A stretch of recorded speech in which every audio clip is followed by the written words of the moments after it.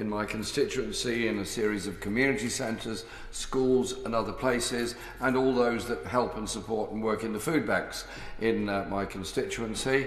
I feel sad that we have food banks. I feel sad that food banks have now become institutionalised within our society.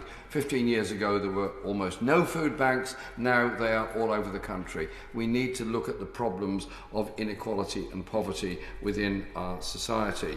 And I feel sad that over the last 5 months in this Parliament, since the general election took place, we have missed opportunities to end the two-child benefit cap, missed opportunities to reduce the levels of poverty amongst many older people, and in fact made it worse by ending the winter fuel allowance. And in the case of Royal Mail, we've allowed it to be run yet again by another private sector operator with all the profits they're going to take out of it, rather than bring it into public ownership to make sure that the people of this country benefited from our oldest public service. And when the House returns in January, the issue of water supply and the water industry will have to be addressed.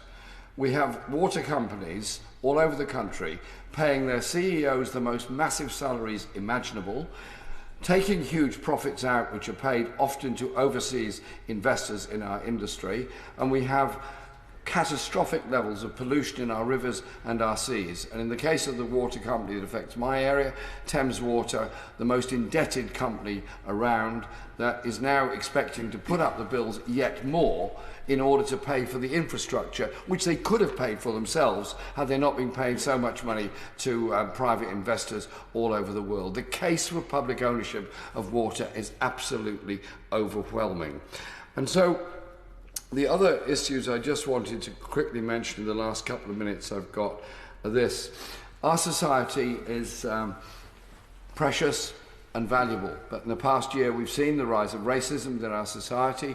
We've seen a culture of blaming migrants and refugees for the problems that people face in housing, in education and health. It is nothing to do with them.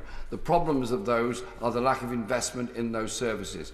So can we resolve over Christmas to have respect for those people that are trying to make a place to live safely and contribute to our society, rather than this culture of blaming migrants and blaming people that have come from Calais merely because they're trying to survive in a difficult world beset by war and by conflict. And that would help, I think, a great deal.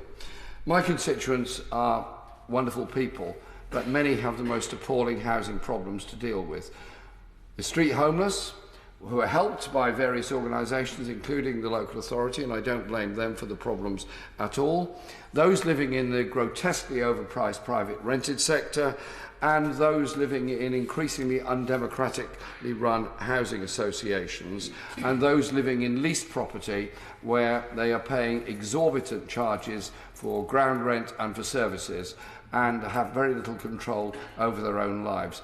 I appreciate what the government has brought forward on the renters' bill. I welcome it as far as it goes, but we do need to have a further, deeper think on housing as a right and a need for people, and not the exorbitant costs it is at the present time. And with that, Madam Deputy Speaker, a very happy Christmas.